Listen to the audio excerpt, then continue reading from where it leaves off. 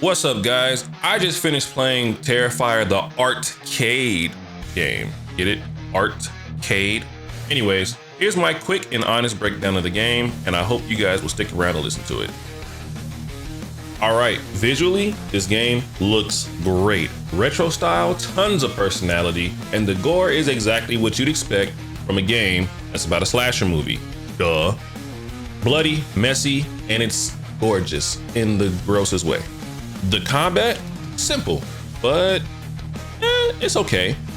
You have your light attacks, heavy attacks, specials. You can grab enemies, perform beatdown attacks, pick up almost anything that's on the map, and use it as a weapon.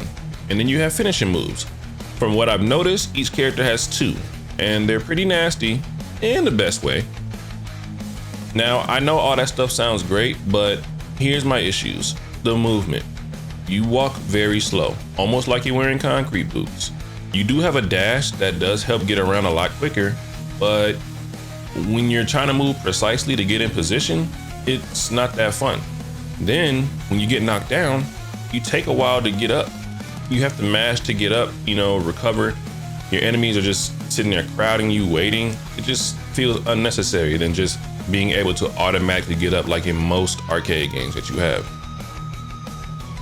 I forgot to mention that there is also a dodge movement in the game, which does give another layer of speed. But like I said, still just moving regularly takes a little bit of time in this game, which is irritating to me because I like to be quick.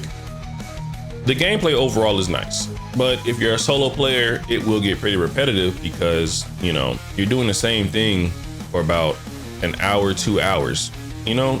I would take breaks, which is exactly what I did. But if you're playing this with friends, you would have a much better time, just having fun with your buddies. So I do recommend playing this with people, finding somebody to do the Steam controller share stuff. Yeah, do that. It'll be a lot better time, trust me. Now, if you guys are worried about the narrative of this game, it's fine. They are just feeling disrespected about them making a movie about stuff that they did in the past, which is okay. So the story does just enough to keep things moving along. There isn't anything that's super interesting or a big old plot twist or about any of that. It's just a bunch of people killing people for the sake of it, honestly. That's just what it is. Now, the story is pretty short.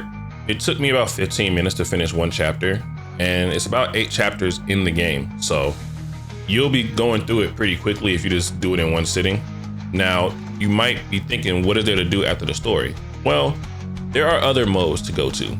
You have an arcade mode, a wave mode, versus mode, time attack mode, and a boss rush mode. But you have to unlock them by playing through the story first.